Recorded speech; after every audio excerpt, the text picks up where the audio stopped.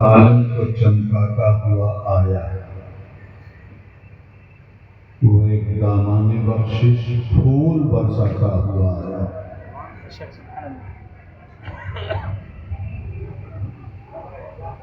وہ ایک عظمت جو مجبوروں کے چہرے پہ دمک اٹھی، وہ ایک بندہ جو سلطانوں کو ٹھکراتا ہوا آیا، وہ ایک نرمی جو سنگ و خیش کے سینے میں جا اتری، وہ ایک شیشہ جو ہر پتھر سے ٹکراتا ہوا آیا۔ جہاں تاریخ تھا، ظلمت کدا تھا، سب کالا تھا، کوئی پردے سے کیا نکلا کہ گھر گھر میں اجالا۔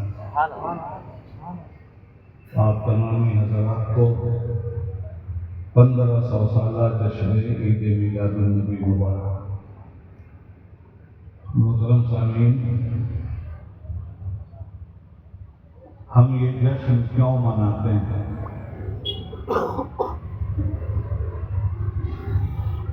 اور اس جشن کو منانے کے تقاضے کیا ہیں؟ اور میلاد رسول کی آمد اور بعثت رسالت کا مقصد کیا ہے؟ یہ 2-3 باتیں میں آپ کے گوش گزار کروں گا۔ پہلی بات تو یہ کہ جشن منانا چاہیے یا نہیں منانا چاہیے۔ جن حضرات کے نزدیک یہ مسلمہ ہے کہ نہیں منانا چاہیے، ہمیں ان سے کوئی شکایت نہیں ہے۔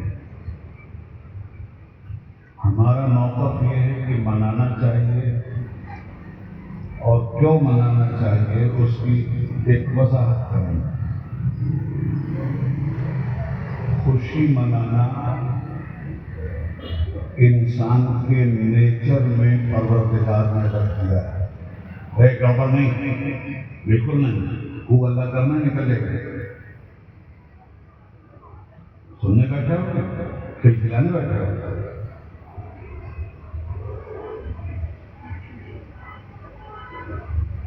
خوشی منانا انسان کی فطرت میں داخل ہے۔ آپ منانا چاہو تو بھی منانا پڑے گا، جو لوگ نہیں منانے کے قائل ہیں وہ بھی منانا۔ یہ اور بات ہے کہ کون پسند ہے ان کو کس کی مناتے ہیں، مگر خوشی مناتے ہیں۔ خوشی اور غم یہ دونوں انسان کی فطرت میں شامل ہیں۔ اس کو سیلیبریشن کہتے ہیں، سیلیبریٹ کرنا کہتے ہیں۔ آپ کے یہاں بچہ پیدا ہوا، آپ ماتم کرتے ہیں یا خوشی مناتے ہیں؟ آپ کے یہاں شادی کی تقریب ہوئی، ماتم کرتے ہیں یا خوشی مناتے ہیں؟ بس اتنا یاد رکھنا چاہیے کہ ایک لمٹ ہے۔ شریعت اسلامیہ نے خوشی منانے سے کسی کو نہیں روکا، مگر شریعت کے دائرے میں وہ خوشی ہونی چاہیے۔ شریعت کے دائرے کے باہر جو خوشی منائی جائے وہ خوشی نہیں ہے، لعنت ہے۔ خوب اچھی طرح سے ذہن میں رکھیے کہ چند موٹی موٹی باتیں ہیں۔ آج شاید میں اس طرح نہ بول سکوں جس طرح میرے بولنے کی آپ حضرات کو امید رہتی ہے، مگر انشاءاللہ کچھ نسخہ کیمیا آپ کو دے کے جاؤں گا۔ تو سیلیبریشن ہر قوم کے یہاں ہوتا ہے، اور اس کے لیے باقاعدہ کسی نہ کسی دن کا انتخاب بھی ہوتا ہے۔ فار ایگزامپل انڈیپینڈنس ڈے، یوم آزادی۔ آپ مجھے بتائیے کہ آپ یہ یوم آزادی کا جشن کیوں مناتے ہیں؟ وہ اس لیے کہ اللہ نے آپ کو آزاد پیدا کیا ہے، اور کسی انسان کو یہ حق نہیں ہے کہ وہ انسانوں کے گلے میں غلامی کی زنجیر ڈال دے۔ آزادی کسی کی چھیننے کا کسی کو بھی حق نہیں، مگر جب آزادی کو ظالم چھین لیں، چاہے وہ ملک کی آزادی ہو، چاہے وہ سیاست کی آزادی ہو، چاہے وہ مذہب کی آزادی ہو، چاہے وہ معیشت کی آزادی ہو، چاہے وہ علم کی آزادی ہو، چاہے وہ فکر کی آزادی ہو، آزادی پہ قدغن لگانے کا حق کسی کو نہیں ہے۔ اور اگر بدقسمتی سے آزادی پہ پابندی لگ گئی تو جس قوم پر آزادی کی پابندی لگ جاتی ہے اس کو غلام قوم کہتے ہیں۔ اور دنیا میں دو چیزیں ایسی ہیں جن میں ہم ایک کو کائنات کی سب سے بڑی لعنت سمجھتے ہیں اور دوسری کو کائنات کی سب سے بڑی نعمت سمجھتے ہیں۔ غلامی دنیا کی سب سے بڑی لعنت ہے اور آزادی کائنات کی سب سے بڑی نعمت ہے۔ ہمارا ملک بھی غلام تھا، 100 سال تک غلامی کی زنجیریں اس دیش کے وارثیوں نے پہنی تھی۔ غلام قوم اپنی مرضی سے فیصلہ نہیں لے سکتے۔ غلام قوم کا کھانا بھی ڈکٹیٹر طے کرتا ہے، یہ کھانا ہے اور یہ نہیں کھانا ہے۔ غلام قوم کا آنا جانا بھی ڈکٹیٹر طے کرتا ہے، اس راستے سے جانا ہے اور یہ راستہ تمہارے لیے نہیں ہے۔ تو کے ناواقف آداب غلامی ہے، ابھی رقص زنجیر پہن کر بھی کیا جاتا ہے۔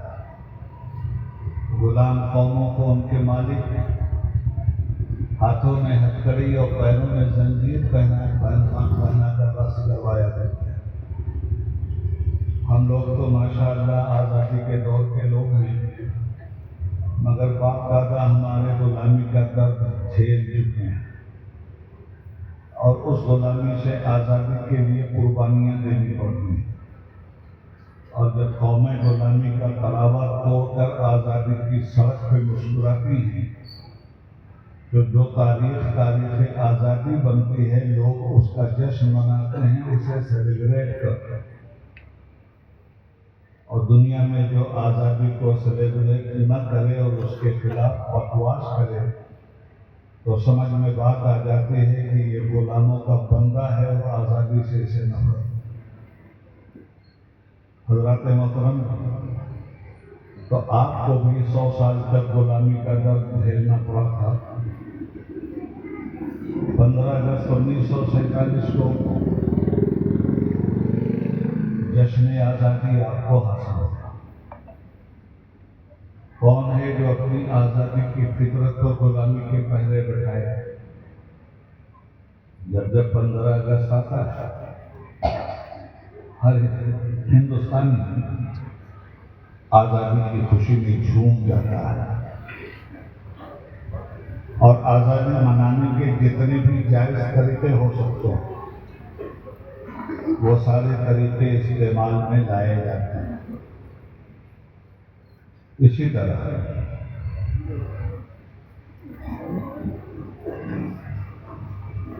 ہر خوشی کا ایک نہ ایک دن ہوتا ہے اور وہ دن سیلیبریٹ کیا جاتا ہے، آپس میں ایک دوسرے کو مبارکباد دی جاتی ہے، اس نعمت کی قدر کی جاتی ہے۔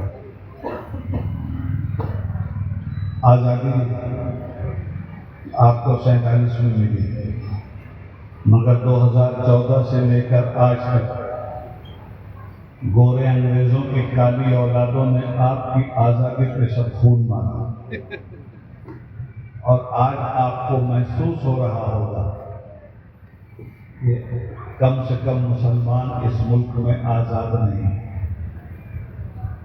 جس مسلمان نے کالا پانی کی سزا ہوئی،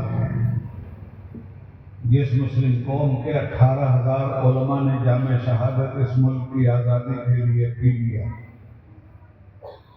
جس ملک کی آزادی کے لیے مولانا فضل احمد خیر آبادی نے پہلا جہاد کا فتویٰ دیا، آج اس قوم کا جو حال 2014 سے اب تک کیا جا رہا ہے، اب وقت کے شیطان یہ طے کر رہے ہیں کہ ہم کہیں گے کیا کھاؤ گے کیا نہیں کھاؤ گے،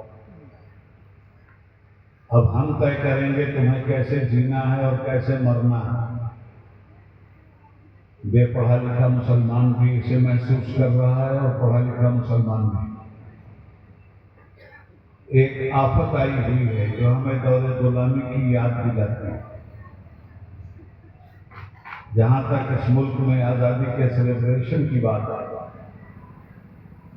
دلی میں انڈیا گیٹ کبھی جانا تو وہاں شہیدوں کے نام پڑھنے میں، جتنے شہیدوں کے نام وہاں لکھے ہوئے ہیں آزادی کی قربانی کے لیے، ان میں 60% مسلمان شہیدوں کے آج بھی نام وہاں موجود ہیں۔ روڈ کے نام کھرچے جا سکتے ہیں، ہمارے شہیدوں کا نام کھرچنے کے لیے انڈیا گیٹ کو شہید کرنا پڑے۔ تو میں ایک ہلکی سی جھلک آپ کو دکھا رہا ہوں کہ آپ نے اس 10-12 سال میں اچھی طرح محسوس کر لیا کہ غلامی کی لعنت کیا ہوتی ہے اور آزادی کی نعمت کیا ہوتی ہے۔ تو سیلیبریشن ہم میلاد النبی کا کیوں کرتے ہیں؟ کہاں کھولے تھے یسوع یاد میں خوشبو کہاں تک ہے؟ یہ میلاد النبی کا جشن ہم کیوں مناتے ہیں؟ میں نے پارلیمنٹ میں بھی کہا تھا اور ملک کے مسلمانوں کے بیچ بھی کہتا ہوں کہ 15 اگست کو جو ہمیں آزادی ملی وہ ہندوستان کی آزادی تھی۔ میلاد النبی پہ جو آزادی ملی وہ انسان کی آزادی ہے۔ تو ہندوستان کی آزادی کو بے شک سیلیبریٹ کرنا چاہیے، مگر انسان کی آزادی کو اس سے زیادہ سیلیبریٹ کرنا چاہیے۔ 15 اگست کو صرف اس ملک کی دھرتی آزاد ہوئی، مگر 12 ربیع الاول کو صرف ملک کی زمینیں آزاد نہیں ہوئی تھی، انسان کا ضمیر آزاد ہوا۔ بدعقیدگی کی غلامی پہنے ہوئے انسان رقص ابلیس کر رہا تھا، خوش عقیدگی کی آزادی دے کر محمد عربی صلی اللہ علیہ وسلم نے ثابت کیا تم ہی جمہوریت کے جنم داتا، تم ہی دنیا کے پہلے انقلابی۔ محمد مصطفیٰ نے کشتی انسانیت کے کھیونہار بن کر انسان کو شیطان کی غلامی سے نکالا، رسم و رواج کی غلامی سے نکالا، خدا سے بغاوت کرنے والی غلامی سے نکالا۔ ایسا انقلاب آزادی حضور نے دیا کہ بغاوت عبادت میں بدل گئی، بے حیائی شرافت میں بدل گئی، بدخلقی خوش اخلاقی میں بدل گئی، گھمنڈ انکسار میں بدل گیا، ظلمت روشنی میں بدل گئی، جہالت علم میں بدل گئی، زحمت رحمت میں بدل گئی، اور انسان مکمل طور پر انسان کو ایک خدا کے سامنے جھکا کر محمد عربی علیہ السلام نے سارے باطل خداؤں سے انسانیت کو ہمیشہ کے لیے آزاد کر دیا۔ اب بتاؤ انہیں سیلیبریٹ نہ کریں تو کس کو کریں؟ یہاں تو اس ملک کی آزادی، وہاں عقائد کی آزادی، اعمال کی آزادی، عبادت کی آزادی، فکر و نظر کی آزادی، علم و فکر، علم و فن کی آزادی۔ ارے کیا نہیں دیا تو نے ثابت کر دیا اے ہادی نوع بشر، مرد یوں مہریں لگاتے ہیں جبین وقت پر۔ محترم حضرات، اب آئیے دوسری طرف انسان کے نیچر میں ہیومن رائٹس۔ انسانی مساوات، اس کا بھی دن منایا جاتا ہے، ہیومن رائٹس ڈے۔ انسانوں کی آزادی پہ کوئی قدم نہیں لگنا چاہیے، یونائٹڈ نیشن کا چارٹر ہے۔ ساری دنیا کے ملکوں نے یونائٹڈ نیشن کے ممبر بن کر اس بات کی تصدیق کی ہے، سگنیچر کیا ہے کہ دنیا کے سارے انسان برابر ہیں اور سب کو برابری کا حق ملنا چاہیے۔ مگر یہ انسانوں کی برابری کا نعرہ تو لگاتے ہیں، اور انسانوں کی برابری تو اسی وقت ہو سکتی ہے جب اخوت ہو، مساوات ہو، کسی کو چھوٹی ذات نہ سمجھا جائے، کسی کو بڑی ذات نہ سمجھا جائے، سب کو بھائی بھائی سمجھا جائے، رنگ اور نسل میں اختلاف نہ کیا جائے، کالے اور گورے میں امتیاز نہ کیا جائے، ایسٹ اور ویسٹ کا جھگڑا نہ پیدا کیا جائے، تو تبھی تو حقوق مساوات انسانی دنیا میں آئے گا۔ مگر نعرہ تو دیا گیا، مگر انسانوں کو بانٹ دیا گیا۔ ایک نظریے نے انسانوں کو برہما کے منہ سے پیدا کر دیا، اس کا مقام ہے حکومت کرنا، اور دوسرے کو شانے سے، سینے سے اور باہوں سے پیدا کیا گیا، اسے چھتری اور راجپوت کہا گیا۔ اس کا کام ہے حکومت کا سیناپتی بن کر حکومت کی حفاظت کرنا۔ تیسرے کو پیٹ سے پیدا کیا گیا، اسے بنیا اور پسماندہ کہا جاتا ہے۔ اس کا کام ہے ان پیٹ والوں کا پیٹ بھرنے کے لیے کاروبار کر کے معیشت کو مضبوط کرنا۔ اور چوتھے کو پیر سے پیدا کر دیا گیا اور نام اس کو دلت دے دیا گیا، اس کے گلے میں جھاڑو باندھ دیا گیا۔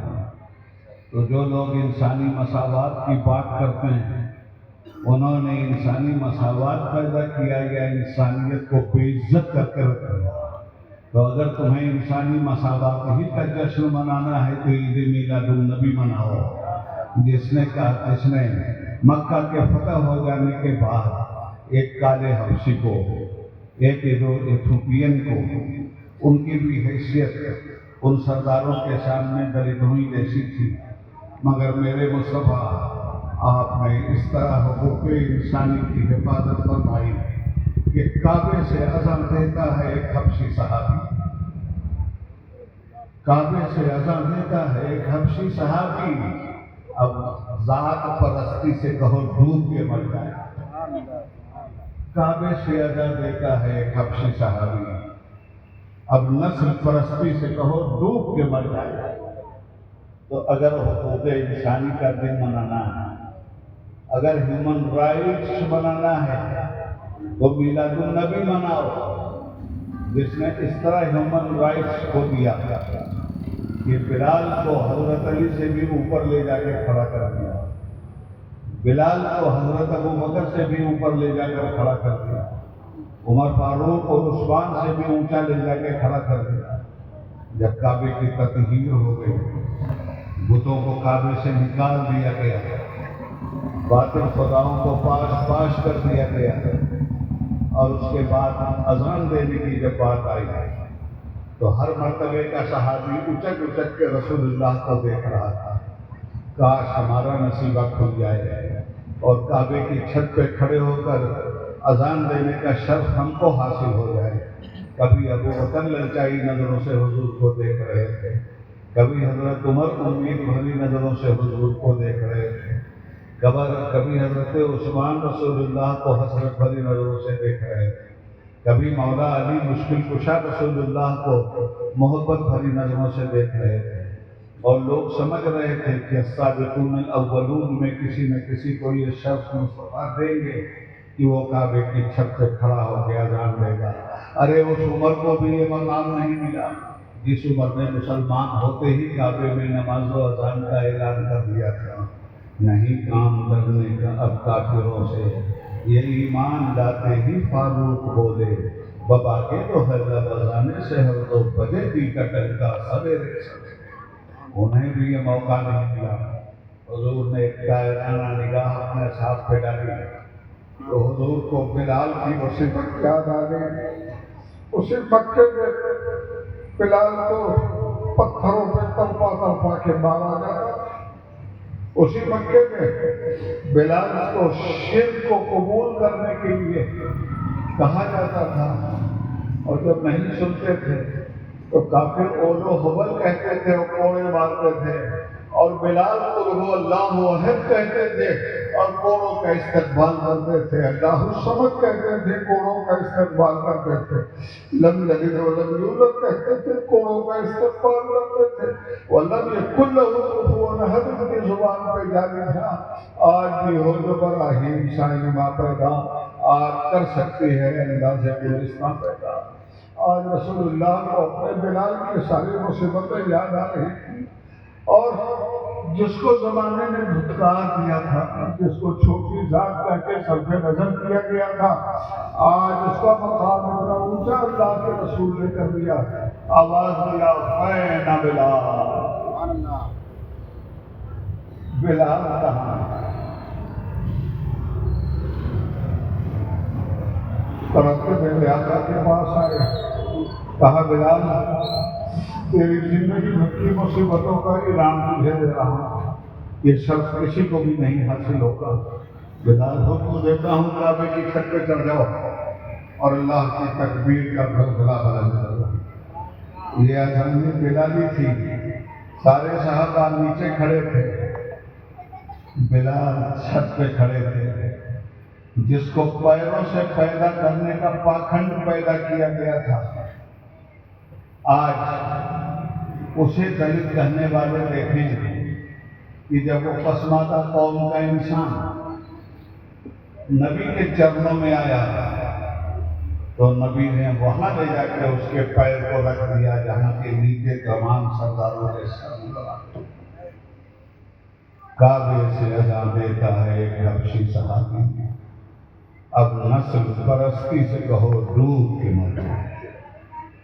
میرے آقا نے ان لوگوں کو اپنانے والا کھلایا، ان لوگوں کا جھوٹا کھایا جن لوگوں کو بازو میں بٹھانا بھی بہت بڑا جرم سمجھا جاتا تھا اور آج بھی سمجھا جاتا ہے۔ تو اگر حقوق انسانی کا دن منانا ہے، مساوات انسانی کا دن منانا ہے، بردرہوڈ کا دن منانا ہے، تو کیا یہ جعلی دن مناتے ہو؟ اگر منانا ہی ہے تو عید میلاد النبی مناؤ تاکہ تمہیں پتہ چلے کہ غریبوں کو کس طرح اٹھایا ہے میرے مصطفیٰ نے، بکھری ہوئی انسانیت کو کس طرح ایک دھاگے میں موتی کی طرف پرویا ہے میرے مصطفیٰ نے۔